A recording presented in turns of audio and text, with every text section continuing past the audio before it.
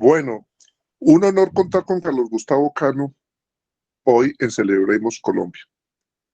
Es ministro de Estado, es codirector del Banco de la República, actualmente miembro de la Junta Directiva de Ecopetrol, estudioso, conocedor de temas globales como de temas locales. Nos acompaña hoy en Celebremos Colombia. Carlos Gustavo, esta es una iniciativa en ciernes que busca y tiene por intención escuchar a diferentes colombianos y colombianas hablando cosas que valga la pena celebrar de nuestro país. El país está sumido en un coche remolino donde siempre hablamos de cómo van de mal las cosas, cómo va mal una cosa, va mal la otra. Siempre estamos con esas narrativas construyendo unos escenarios de escepticismo y de pasividad que son muy dañinos para todas las generaciones que coexistimos y somos coetáneas en este momento en Colombia. Por eso hemos querido invitarte a ti para que nos digas, ¿tú qué celebras hoy por hoy de Colombia? ¿Y qué es eso que tú celebras hoy que vale la pena que cuidemos de cara al futuro? Nosotros tenemos conciencia, quienes te convocamos aquí, Gustavo González y Carlos Gómez, y yo personalmente, de que tú eres un hombre que sabe construir esperanza. Entonces, sin más preámbulos y sin más preludios, invitarte a que nos digas tú qué celebras de Colombia y qué crees que vale la pena que hagamos con eso que tú celebras para que lo podamos, a la vuelta de unos cuantos años, seguir celebrando de una manera más consistente y más consolidada. Creo que con eso podemos dar inicio a escuchar atentamente a Carlos Gustavo. Muchas gracias, Alfredo, por esa introducción. Me compromete mucho esas referencias a lo que yo puedo aportar aquí. Soy, como todos los presentes, un estudiante y un estudioso de los temas nacionales. Yo quisiera hacer unas citas, si me permiten, y quiero citar a un joven de los Países Bajos, nacido en 1988, luego tiene 34 años, se llama Rutger Bregman y escribió un libro que se llama Utopía para Realistas. Y solamente voy a leer el primer párrafo que resume el libro. Es el único libro que yo he leído en la vida donde el primer, ni siquiera el primer párrafo, la primera frase resume el libro. Es un libro que yo se lo recomiendo a quienes nos están escuchando, un libro de 242 páginas, pero lo que dice Rutger es esto: empecemos con una pequeña lección de historia. En el pasado todo era peor. Y eso se aplica a Colombia. Uno leyendo las historias de Samper, de José Miguel Samper, del siglo pasado, historias de quienes escribieron cómo se vivía en Colombia en el siglo XIX, principios del siglo XX, donde la juventud más de mayor, digamos, capacidad económica vivía descalza, vivía en condiciones de sanidad deplorables. ¿Cómo ha avanzado esto? Naturalmente, hemos crecido y el bienestar ha aumentado sensiblemente en Colombia. En el pasado todo era peor, como dice nuestro amigo Bregman. Tengo en mis manos otro libro de reciente aparición de Jorn Lomborg. ¿Por qué el pánico ante el cambio climático no salvará el planeta? Y es un hombre un sueco de unas reflexiones impresionantes y dice: no estamos al borde de una extinción, en realidad estamos casi en la situación opuesta. La retórica de la catástrofe inminente contradice un detalle absolutamente esencial. En casi todos los aspectos que se pueden medir, vivimos mejor ahora en la Tierra que en cualquier otro momento de la historia. Y esto se aplica a Colombia. Y prosigo, desde el año 1900 se ha duplicado la esperanza de vida. En 1900 el promedio de vida ascendía a tan solo 33 años, hoy supera los 71. En Colombia estamos acercándonos o superando los 65. Este incremento ha sido más espectacular en las comunidades más desfavorecidas del mundo. Entre 1990 y 2015, el porcentaje de la población mundial que hace sus necesidades al aire libre se redujo del 30 al 15%. La desigualdad en atención sanitaria ha disminuido mucho. El mundo está mucho más alfabetizado. El trabajo infantil ha descendido. Estamos viviendo uno de los periodos más pacíficos de la historia. Pareciera increíble, pero es cierto. Y esto está bien documentado. Este libro está bien documentado. El mundo está más alfabetizado. El planeta también se está volviendo más saludable.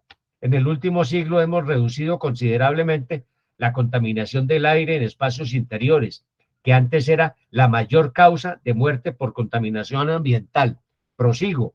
En 1990 se le atribuyó más del 8% a los fallecimientos. Ahora esta cifra se ha reducido casi a la mitad, 4.7%, lo que significa que cada año sobreviven 1.2 millones de personas que en las condiciones de antes habrían muerto.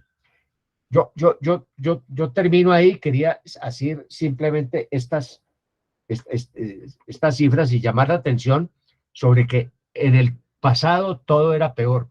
Nos falta mucho y ciertamente el crecimiento que hemos tenido no ha sido un crecimiento compartido como uno quisiera para poder combatir la desigualdad, que es un escenario terrible de nuestro tiempo.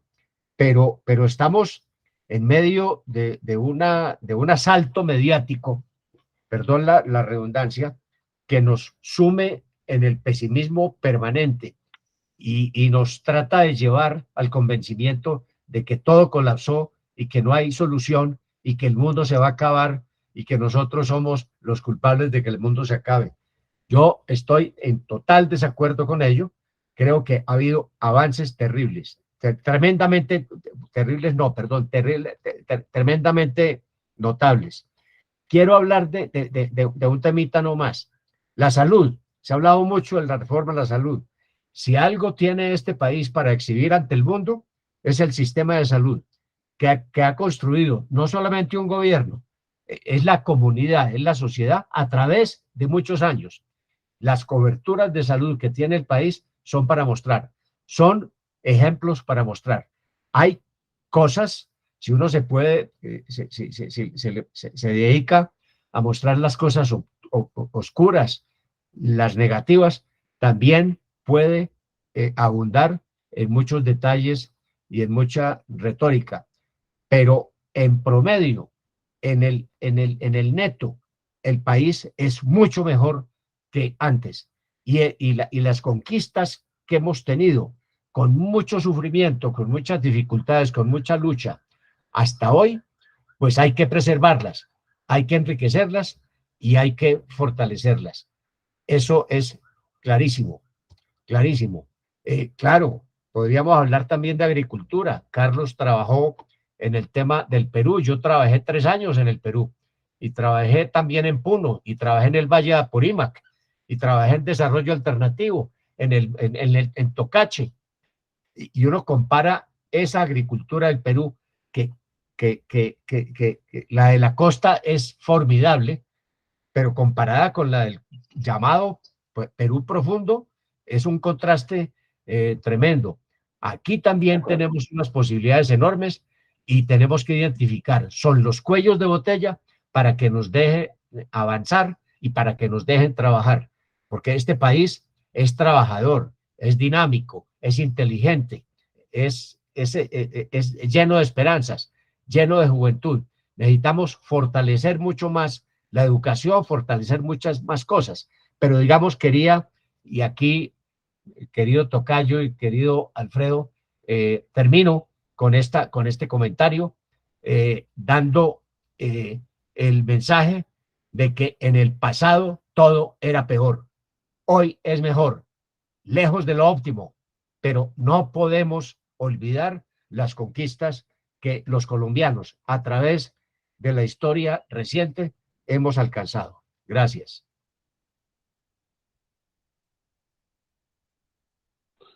Bueno, Gustavo y Carlos, queda sobre la mesa un planteamiento muy concreto, muy explícito por parte de Carlos Gustavo. Claro, debo decirte, Carlos Gustavo, que seguramente la expectativa de nosotros era que arrancaras tú con cosas para celebrar en materia del sector agropecuario y porque es el tema con el que más fácilmente uno te identifica.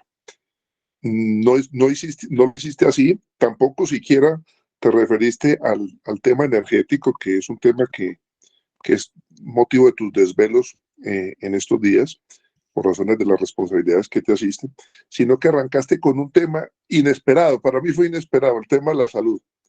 Eh, Eso que celebras hoy de la salud, eh, aumento de coberturas, universalizaciones de, de, de, de, de planes de atención a las diferentes personas, independientemente de su nivel de ingreso. ¿Qué crees tú que vale la pena que se le haga para poderlo seguir celebrando en los próximos años que vienen? Yo creo que enriquecer la institucionalidad en general que se ha hecho alrededor de la salud, me parece que eso es muy, muy fuerte. Y yo lo traigo a cuento eh, viendo la comparación de nuestros niveles de cobertura y de calidad de atención a nivel internacional.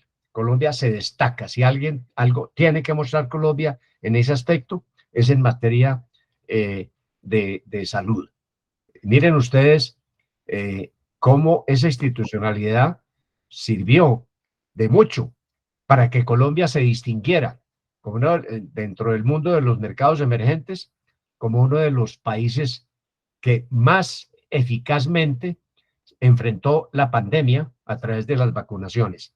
Increíble, país pobre, un país aislado, eh, una pandemia que ahondó las desigualdades entre países. Unos países tuvieron más acceso a esas tecnologías, a esos nuevos medicamentos, pero este país, en medio de las falencias y en medio del sufrimiento que tuvo, logró salir avante y tiene unas cifras impresionantes en esa materia. De modo que este es el lado positivo del país.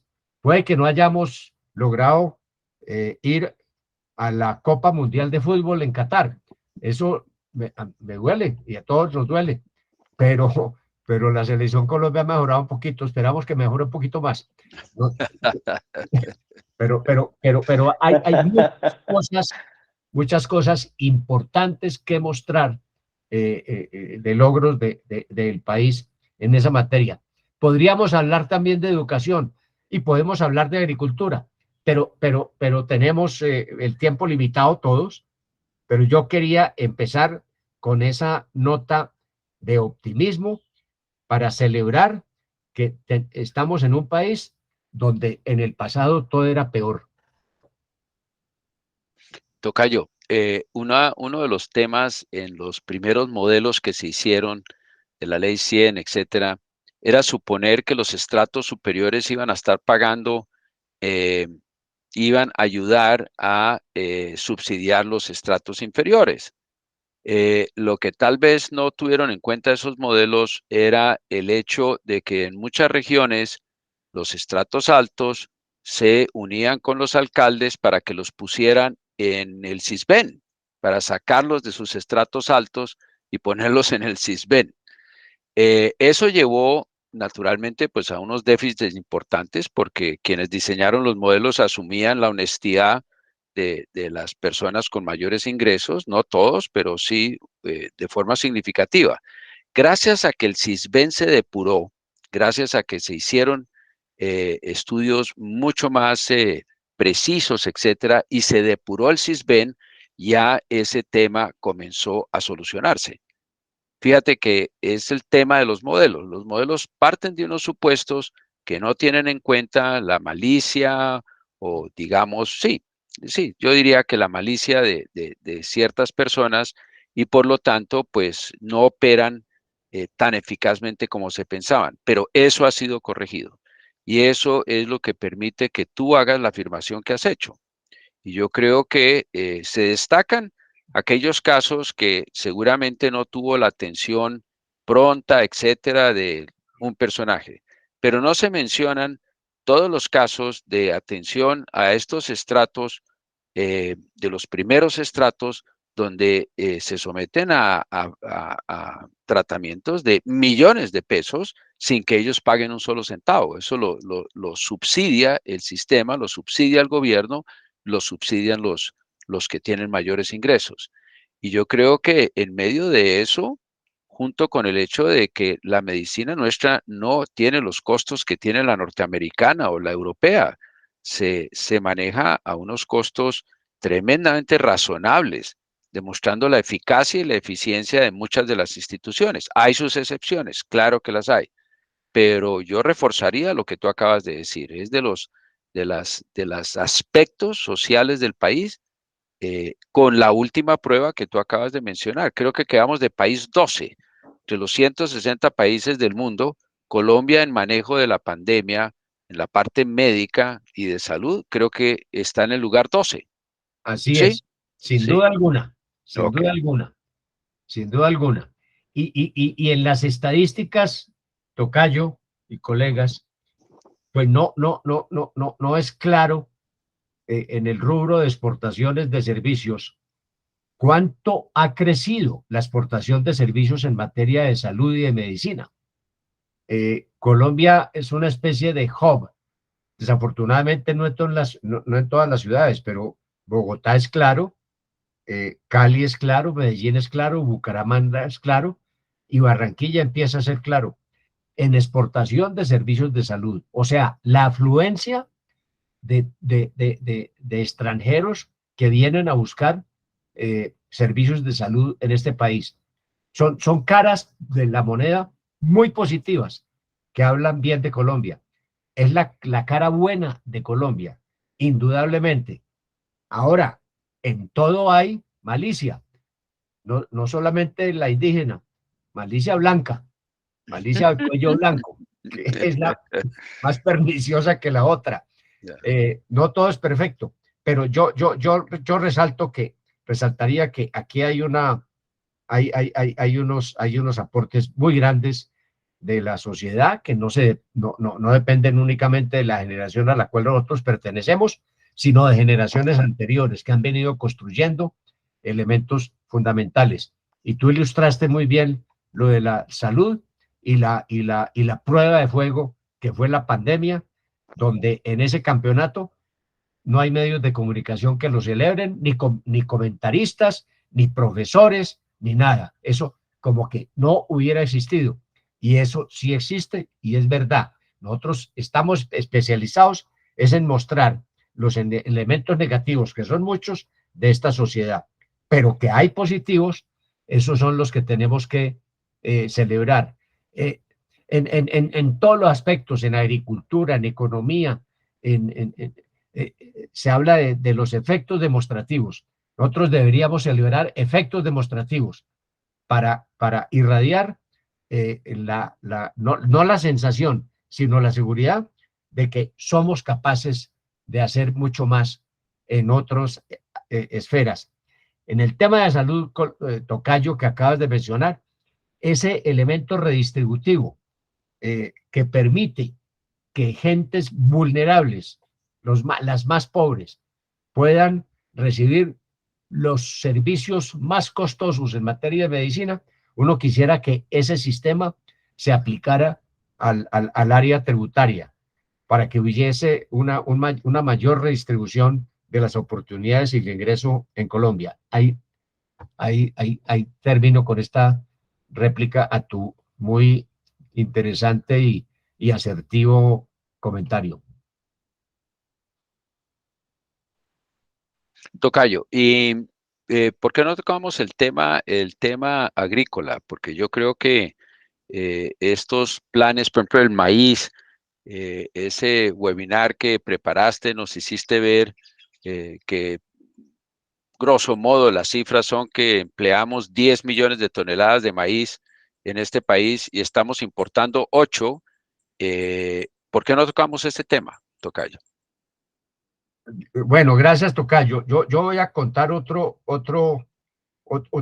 aspecto que creo que es muy positivo, en el sentido de que uno a través del voluntariado, que no necesariamente tiene que ser de origen público, sino puede ser de origen privado o de particulares como nosotros, puede generar también victorias, no tanto de corto plazo, sino de mediano plazo.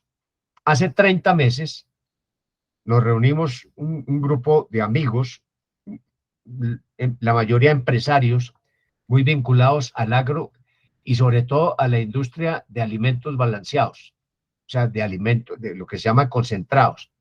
Y vimos que podemos emprender de manera voluntaria, no tenemos ánimo de lucro, vamos a reunirnos, vamos a conversar para poder contribuir al desarrollo agrícola del país, y a la ocupación de tierras que hoy están ociosas. Y nos pusimos a pensar las cifras de importación del país. El país importa, como decía el tocayo, 10 millones de toneladas mal contadas entre maíz y soya. 10 millones. Importa, no consume. E importamos 8. ¿Qué tal pensar con las tecnologías de hoy, ver si es probable ir disminuyendo esa dependencia de importaciones, no a base de proteccionismo ni de subsidios, sino competitivamente, una sustitución competitiva de importaciones? Y nos dimos a la tarea en un ejercicio que casi siempre se repite los miércoles de 7:30 a 8:30 de la mañana y no más, a agrandar una mesa y poniendo en la mesa a toda la cadena productiva, sin PowerPoints, sin ecuaciones, sin teorías, sino aquí los agricultores, aquí los alimentos balanceados, aquí la banca. Bancolombia, entre otras cosas, fue clave en ese tema. Aquí la industria de alimentos balanceados, que son, por ejemplo, Polar, Soya, el Grupo BIOS, Italcol, en fin, los 10 conglomerados, quizá más representativos de esa cadena, de ese motor que necesita maíz y soya para fabricar sus alimentos concentrados. ¿Y eso va a dónde? A la proteína animal, va a la avicultura, va a la ganadería, muy particularmente a la ganadería de leche, va a la piscicultura, que ha venido creciendo enormemente en el país. Esa es otra variable que hay que destacar. Y hay un segmento que en Colombia está creciendo inusitadamente. Estadísticamente viene de un nivel muy bajo, pero la tasa de crecimiento es impresionante, que son las mascotas. Hoy una mascota, el mantenimiento de una mascota cuesta más que el sostenimiento de un niño, de un bebé. Quizá por eso la gente está prefiriendo tener mascotas a bebés, es increíble, pero bueno, eso es impresionante. Entonces hemos logrado encadenar esto, diseñar contratos de suministro de mediano y largo plazo a la industria, que le interesa es la sostenibilidad de ese suministro, con fórmulas de precios competitivos, sin subsidios de ninguna clase, pero con cláusulas de seguros de cumplimiento, de garantía de cumplimiento de esos contratos. Y Suramericana ha puesto un enorme porción de de aporte allí. Ha puesto su sabiduría y su expertise y su gente. Para hacer corto el cuento largo, hemos hecho ruedas de negocios en Montería. Esto no es PowerPoint, esto es de verdad. En Montería, en el Valle del Cauca, en el Tolima, en Pajonales, la hacienda Pajonales, que está muy cerca de Ambalema, en Los Llanos, en las instalaciones de la Federación Nacional de Arroceros. Y esa cadena está generando un importante aumento en la producción de maíz y de soya. Los arroceros, los cultivadores de arroz en muchas zonas del país se están convirtiendo en maiceros, no necesariamente para abandonar el arroz, se están convirtiendo en soya. Ah, no, que es que la soya no da. No, son sistemas de producción y hay que verlos así, no, son sistemas de rotación. No hay que ver a la soya individualmente ni el maíz, sino es analizar la rentabilidad del sistema. En los llanos orientales tenemos el caso de la Facenda y tenemos el caso de la hacienda San José, que ya está incursionando en un cultivo de rotación de soya maíz superior a las 2.000 hectáreas, con la meta de llegar a 10.000 hectáreas. La Facenda ya ha superado esas cifras, pero eso requiere no necesariamente regar una semilla, requiere fabricar suelo. Aquí estamos equivocados en pensar que lo que vale es la tierra. Yo quiero diferenciar entre lo que es el piso y lo que es el suelo. Lo que vale es el suelo. En los llanos orientales, por ejemplo, en la Orinoquia mayormente no existe suelo. El suelo hay que fabricarlo. La gente piensa, no, repartamos tierra y salimos del tema. No, cuando lo que menos vale es la tierra, lo que más cuesta es la fabricación del suelo. Y la fabricación del suelo en suelos, en tierras altamente ricas en aluminio y extremadamente ácidas, tú tienes que encalar, traer cal para mejorar la viabilidad de ese suelo. Pero además tienes que traer cultivos civilizadores de ese suelo.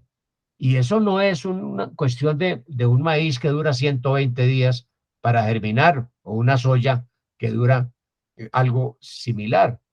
Se requieren rotaciones en ciclos que pueden durar entre 5, 7, 10 años, como ha sido el caso de la Facenda y como está siendo el caso de San José, y hay otros casos.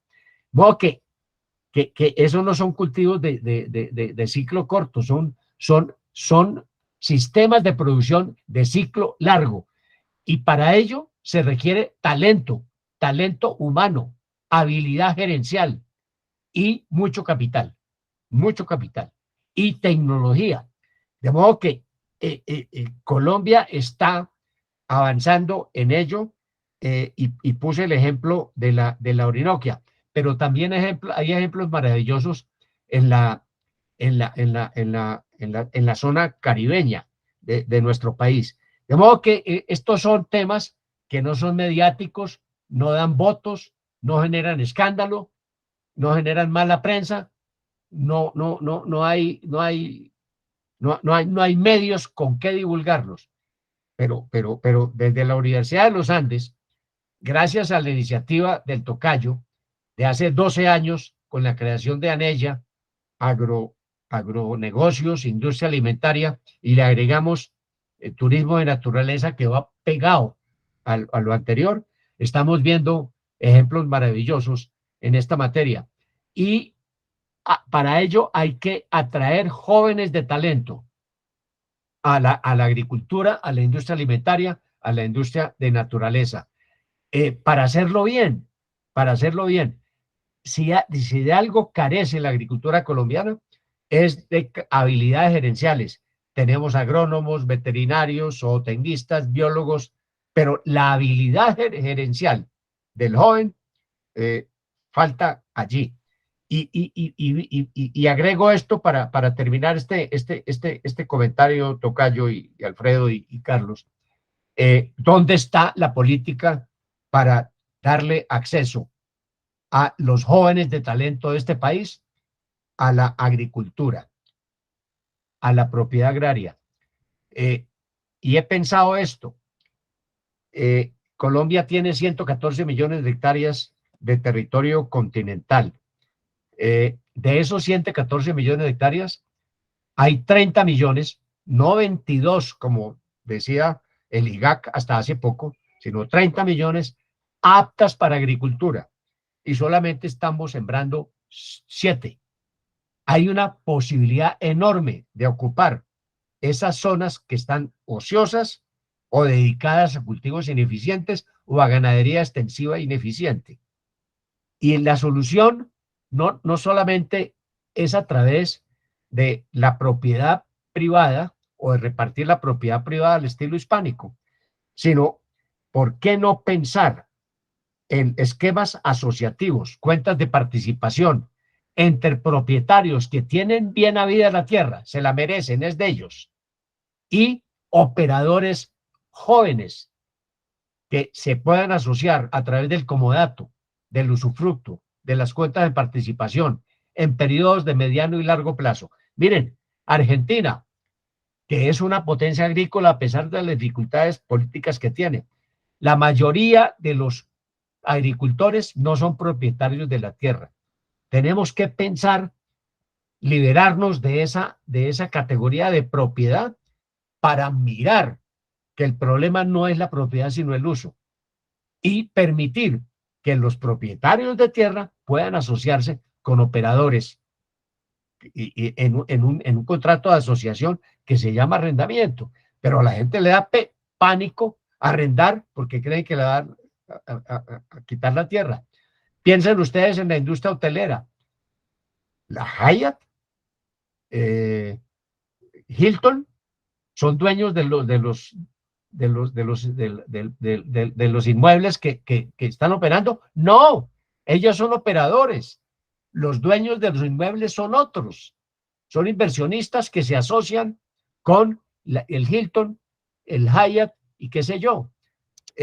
Lo mismo ocurre en el agro. Hay que liberarnos de esos esquemas arcaicos para darle entrada a esa esperanza agrícola a jóvenes de talento que no tienen capital, y así lo tuvieran, no van a enterrar su capital adquiriendo tierra, sino tienen talento para operar esas tierras en asocio de los propietarios actuales. Esa era mi reflexión. Carlos Gustavo, ¿algún ejemplo en Colombia de ese modelo de usufructo de tierras como tú estás planteando como alternativa a un tema que hoy está al orden del día? Te voy a dar un ejemplo con nombre propio. Hay una empresa que se llama Sucampo,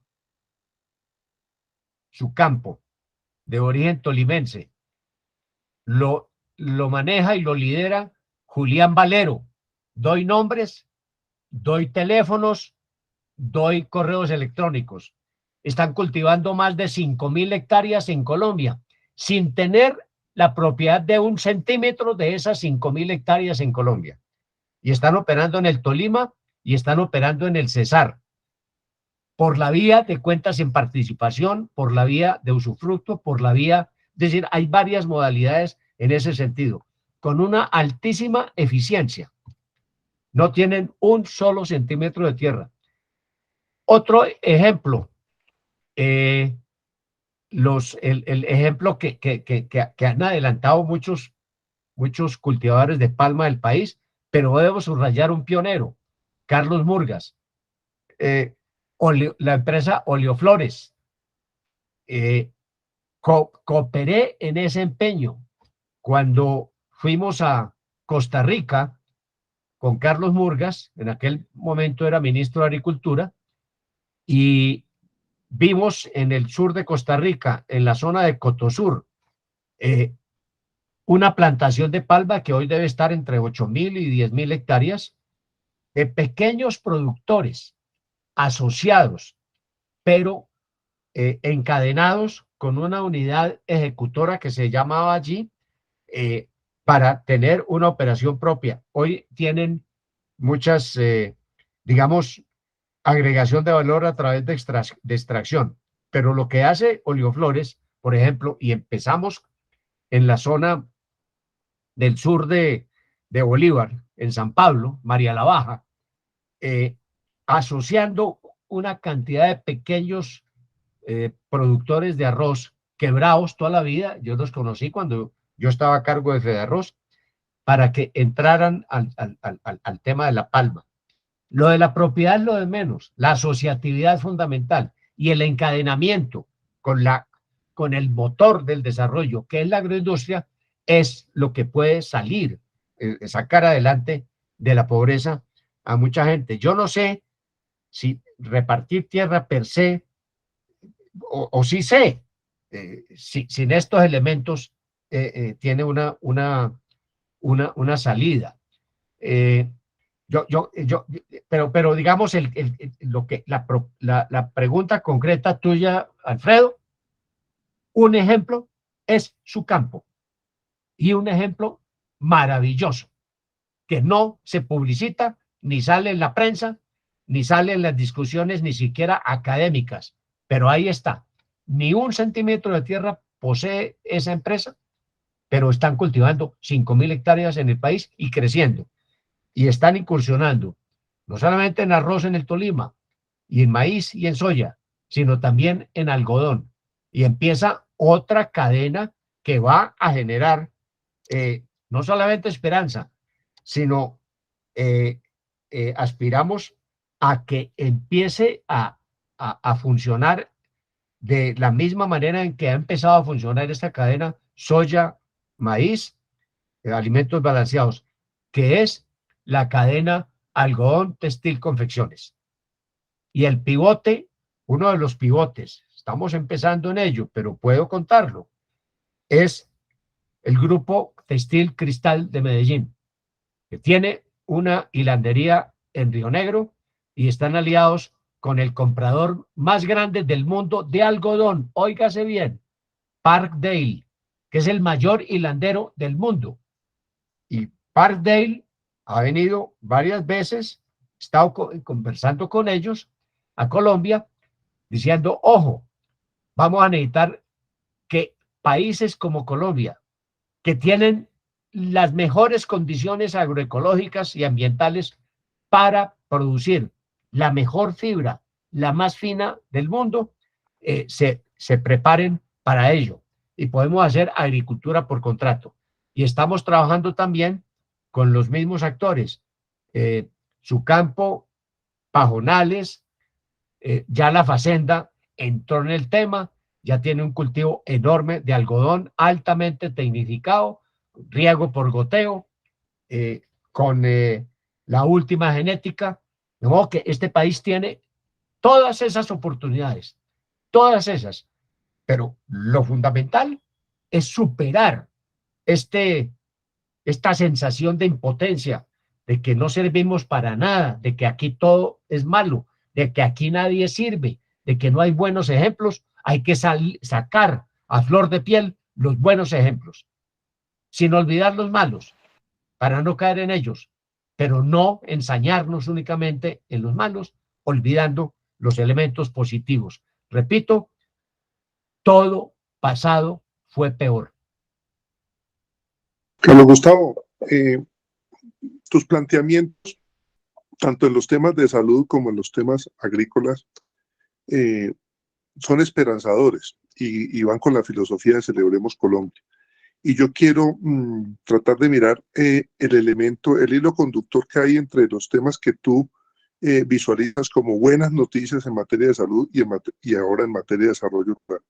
Creo que lo que es común a todos estos temas y estos logros es que esto se alcanza por la vía de alianzas privado, públicas y solidarias. Son tres actores los que confluyen en esos logros. Tanto un sector público, institucional, sólido, eficiente, eficaz, como un sector privado, innovador, emprendedor,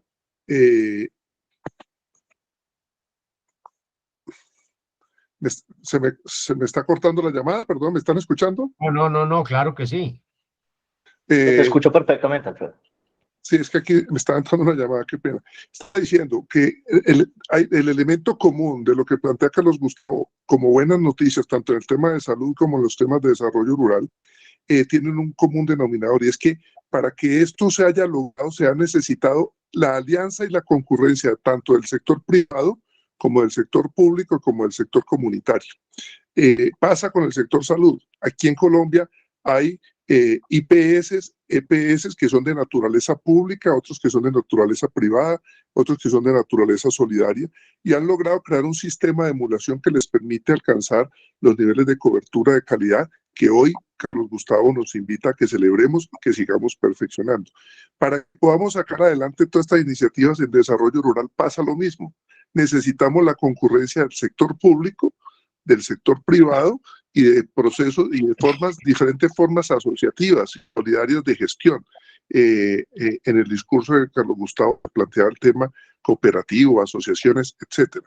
Yo creo que es muy importante tener en cuenta esto, porque al fin y al cabo, para que podamos lograr niveles de sostenibilidad económica, social, energética, ambiental y alimentaria, vamos a tenernos que jugar a fondo por alianzas público-privadas y comunitarias, donde ninguno de esos sectores se imponga sobre el otro. Esto no se resuelve a punta de visiones estadocéntricas, tampoco a punta de visiones mercadocéntricas o a punta de meros voluntarismos asociativos. Se necesita un diálogo entre esos diferentes iniciativas, de esos diferentes actores, para que podamos coger estos temas que son de bien común, como la salud y el desarrollo rural, y entre todos podamos sacarlos adelante. No podemos caer en la lógica de dejarlos privatizar o estatizar o volverlos meramente expresiones de buena voluntad, sino que tenemos que generar una comunidad de propósito alrededor de ellos. Quería hacer ese comentario, Carlos Gustavo. Sobre esto yo te digo lo siguiente, es cierto, sí, se necesita el sector privado, el sector público, el sector solidario. Pero a mí la experiencia y estas canas me han enseñado que uno no puede esperar que arranquen los tres al mismo tiempo. Eso no lo conozco yo en la historia. Alguien tiene que comenzar. Y cuando comienza el Estado primero, pues no llega a ningún futuro. Lo que tiene que movilizarse es el sector privado. Es el primero que tiene que manejar el tema. Tocayo y yo estuvimos, por ejemplo, citando no un proyecto. El otro día yo decía que aquí todo el mundo habla de proyectos, como si todos fueran proyectos, ¿no? Aquí hay empresas ya funcionando. Cuando un proyecto deja de ser proyecto, es un emprendimiento en marcha. Estuvimos en Cachipay, en una iniciativa privada de un grupo que lidera Sardi, no recuerdo el nombre de pila de Sardi, su hermano Daniel, pero allí hay varios, por ejemplo, egresados de la Universidad de los Andes que han pasado por Anella. Tienen en 14 hectáreas, el cultivo de café más eficiente que ustedes se pueden imaginar. Están autoabasteciéndose de compost que ellos mismos fabrican. Gustavo es más experto que yo porque él comenzó a hacer lo mismo en La Trocha. Son jóvenes, emprendedores, bien capacitados. Esto no es para cualquiera. Eso suena muy duro. Suena despectivo, pero yo no quiero ser despectivo. Esto no es para cualquiera. No todo el mundo en una familia es igual. Hay unos que salen más emprendedores que otros. Esto es para gente bien educada y con talento humano, con vocación y pasión. Y están conquistando mercados internacionales con mucho éxito y altísima rentabilidad. No es filantropía, pero es para mostrar. Y eso comenzó con iniciativa privada. Viene un segundo paso que esa iniciativa privada está construyendo, que es lo que llama Alfredo el tema del solidarismo o la solidaridad. Claro, para poder extenderse, entonces se están asociando a esta iniciativa a otros. Ellos son el motor, el motor. Y viene el Estado que tiene que facilitar que las gentes trabajen. Y desde el punto de vista, por ejemplo, sanitario, una entidad como el ICA tiene que facilitar la incorporación, por ejemplo, de semillas o de material genético importado cuando no lo hay en el país. Y me dicen que todavía hay barreras terribles en esa materia. De modo que, cierto, sector privado, solidarismo o solidaridad y Estado, pero no se puede, uno no puede quedarse esperando manicruzado que llegue el Estado a decir cómo es que hay que hacer las cosas. El Estado no sabe hacer eso. El Estado hay que atraerlo, hay que darle el pan bien tostadito para que se lo coma, pero uno lo tiene que preparar como sector privado, como iniciativa privada. Otro ejemplo de eso, este mismo grupo, Daniel, que es hermano de Sardi, que lidera lo que acabo de mencionar, han creado una alianza con una organización planetaria, universal, que se llama Green Universe. Y Green Universe es una organización de origen español, que están en 50 países ya. Y ellos están trabajando con Green Universe y están generando microorganismos, no del suelo, sino de planta. Esto es sector privado. Eso no lo hace el Estado, no hay que esperar, ni una cooperativa. Tiene que haber un pionero, como en todo. Henry Ford fue un pionero. El señor Diesel, Rudolf Diesel, fue un pionero. Pero después vino el encadenamiento con otros eslabones de la producción, pero tiene que haber una iniciativa que arranque. Este tema de los microorganismos de planta y no de suelo, pues es algo maravilloso, una innovación impresionante que se está aplicando con muchos éxitos en aguacate, en cítricos, en los berries, en las flores, en las hortalizas, con una cantidad de dificultades enorme.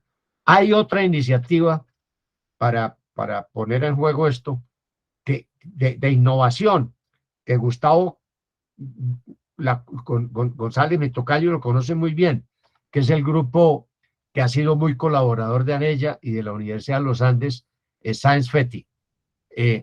Ellos fueron educados en Holanda, los hijos de Gabriel, de Miguel, nietos de Gabriel, que fue presidente de la SAC alguna vez, y se han especializado en traer tecnologías holandesas en materia de hortalizas y tienen un efecto demostrativo en Chía, donde producen las semillas, llaman las grandes superficies a que ellos mismos digan qué es lo que necesita el consumidor colombiano en materia de tal y cual variedad de lechuga, tal y tal cosa, y van adelante, con dificultades grandes también. A veces el Estado lo que tiene que dejar es trabajar, pero no oponerse. A veces ellos han tenido más obstáculos de parte del Estado. Pero además tienen muchos asociados. Yo diría que ese es el sector solidario que menciona Alfredo. Muchos asociados que están produciendo para las grandes superficies productos que ya están prevendidos, porque son por encargo. De modo que hay unas posibilidades enormes en este país en ese sentido para el desarrollo de la agricultura. Cierto, se requiere sector privado y sector solidario y sector estatal.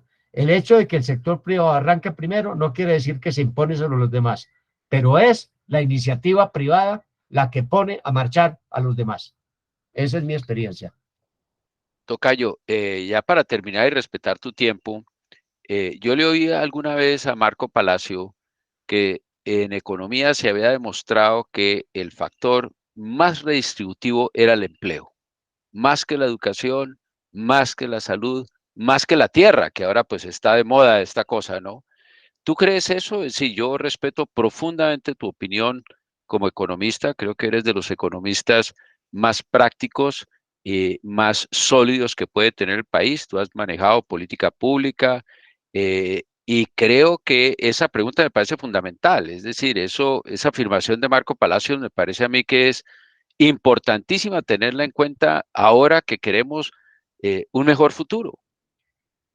Tocayo, no, yo no es que sea gran economista ni nada, a mí la vida me obligó a volver, gracias a ti, a la universidad, a aprender lo que me faltó aprender antes de meterme en estas leyes privadas y públicas. Pero con relación a lo que dice Marco, en el tema agrícola, para ser concreto, hicimos un trabajo en el Banco de la República, cuando yo estaba en la junta directiva del banco.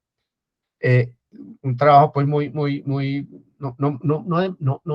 con la amplitud nacional, pero sí con unas muestras en distintas regiones, a ver a quién le iba mejor. Si a un pequeño productor, pequeño en el sentido de que recibe una UAF o dos UAFs, ¿no? Sean 2 hectáreas o 4 o 10, dependiendo pues de la zona del país, o a una persona o a un campesino que tiene un empleo formal en una cadena agroalimentaria. El ingreso del que logra ese empleo puede oscilar entre 3 y 10 veces más que el ingreso del que tiene una UAF. De modo que yo sí creo a pie juntillas en esa afirmación de Marco. Ese es el elemento el más redistributivo, es un buen empleo y un empleo formal. Y el empleo formal es con seguridad social, con todos los derechos que tiene la garantía de la ley, etcétera, etcétera. De modo que yo creo a pie juntillas en eso. De modo que lo que hay que es dejar impulsar la agricultura, la mediana, la pequeña, la grande, sin hacer esa discriminación, para que encadenada, como en el caso de la soya y el maíz, y en el caso del algodón con la industria textil, genere empleo masivo. Ahora, el empleo en lo que conceptualmente y tradicionalmente siempre tuvimos la imagen legendaria del sector primario, ahí no se genera empleo. Tú sabes muy bien, en el caso de los Estados Unidos, cuánto empleo genera el sector primario puro. Nada, muy poquito, menos del 2%, algo así, muy poquito. Donde se generan empleos en el sector de los servicios a través de la cadena, en la agroindustria y en la inteligencia y en la mecanización. Hoy la agricultura de precisión requiere este talento humano. Yo creo que ahí está el poder del empleo rural. Ese tema de ruralidad hay que revisarlo, en mi concepto, porque es mucho más amplio, la ruralidad ampliada. Entre otras cosas, la gente no tiende a vivir en las fincas, en la casita por allá, ¿no? En conglomerados urbanos donde haya seguridad social, donde haya buenas escuelas para los hijos, donde haya buena salud, buen entretenimiento, buenas condiciones de vida. Eh, eh, pero vuelvo al principio y estoy de acuerdo con la afirmación de Marco. El empleo formal genera muchos mejores ingresos que el concepto tradicional del pequeño agricultor aislado con una huertica por allá bien lejos. A mí me da pena con Carlos, porque tú sabes que con Carlos iniciamos Anella. En realidad, ahí tienes al autor con el cual comenzamos la primera YouTube, hicimos todas las primeras, es decir, eso nunca había existido ni en los Andes ni en la Nacional, que era el primer canal de YouTube que hicimos, entrevistas, el foro al cual tú participaste, etcétera. Entonces, pues quiero destacar que Carlos no solamente inició eso, sino pues ha seguido una carrera verdaderamente muy destacada. Carlos, a mí me da pena, pero yo creo que tú debes hacerle algún comentario al tocayo, ¿querrás? Sí, ¿Sí? sí, no, yo recuerdo ese caso de la antillanura, en ese momento estaba en fervor, desde la academia se hablaba del tema, María Lorena estaba de decana, le metimos como mucho foco al asunto, y a mí me complace mucho esto que estaba mencionando Carlos Gustavo con respecto a involucrar, a motivar, a inspirar profesionales desde la administración que se quieran involucrar en el campo, que no vean el campo como simplemente lo que tocó porque era de la familia o porque no es tan pomposo ni tan destacado como estar en un banco o en otro tipo de industrias, digamos, más citadinas. Yo creo que es muy importante poder involucrar cada vez más a más estudiantes y me complace mucho todos estos casos que nos compartes hoy, lo que han venido haciendo y publicando desde Antea, los trabajos de grado que se han compartido allí, las investigaciones. Y claramente ese es el camino de inspirar, de involucrar, de despertar. Un camino que es además un camino muy bonito de poder aprovechar la riqueza que hay en este país a nivel biológico, a nivel, digamos que de diversidad, que nos da un campo de acción muy amplio y que claramente desde el trabajo que ustedes han hecho, ambos Gustavos, eh, desde la academia y también trabajos como el que ha venido haciendo Alfredo, de campo con las asociaciones, pues invitan cada vez más a que salgamos de la ciudad y veamos un país bonito, rico y abriendo, digamos, abriendo las oportunidades que ahí tenemos. Muy, muy agradecido, me siento muy lleno con esta conversación y seguramente cada vez más colegas administradores o del management en general, ojalá vean estos casos que compartimos y que se inspiren en seguir esta trayectoria. Gran trabajo, Tocayo. muchas gracias. No, tocayo, muchas gracias porque verdaderamente nos llenas de esperanza, como siempre.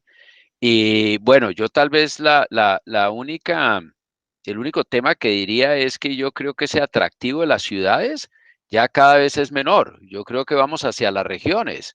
Yo creo que en todas partes del mundo está sucediendo ese fenómeno, ¿no? Las ciudades no son lo que pensábamos antes. Yo creo que las cosas positivas que nos dejó COVID es eso precisamente, es ver que la vida en las regiones tiene posibilidades, ya que hay comunicaciones, que hay infraestructura, no solamente de energía, sino de comunicaciones. Como yo te contaba, yo tengo aquí, tengo fibra óptica, cosa que nunca la logré en la 10ª con la 26, tocayo. Y aquí ya la tengo, ¿no? Entonces yo creo que vamos para un cambio fundamental de territorio, ¿sabes? Yo creo que sí. Muchas gracias, tocayo, por tu Fundamental, tiempo. Tú fundamental. sabes que siempre conversar contigo es tremendamente esperanzador y es un honor para el país tenerte donde estás. No me digas cosas para yo tener que responderte con cumplidos No, que tú no, no en lo más mínimo. te los mereces mucho más que yo. No, en Tú lo eres, más mínimo, tocayo. tú eres un apóstol de la No, formación de los jóvenes. Y no. bueno, dígame, Alfredo y Carlos, que han visto cómo has sembrado semillas. Lo que pasa es que este es un cultivo de tardío rendimiento. Ah, sí, sí. Entonces, Sí. Está muy bien. desde Opción Colombia, desde Opción Colombia. Bueno, tocayo, pues te agradecemos mucho tu tiempo, tocayo, y verdaderamente, bueno, tengo entendido que vas a viajar mañana, pues entonces buen viaje mañana. Mañana me voy para Tierra Caliente. Nosotros somos gente buena, gente bien de Tierra Caliente, como dicen por ahí. Carlos Gustavo, Bueno, Muy bien, muchas Carlos, gracias por su encantado de verte. compañía. muchas gracias. Y Alfredo, Muchas chao. gracias, Carlos Gracias. Gustavo. Y empecemos a promover el mensaje de que Colombia tiene muchos temas para celebrar, que debemos celebrar Colombia. Un abrazo. Un abrazo. Bueno, Un tocayo, abrazo. muchas gracias. Chao. Buenas noches. Muchas gracias.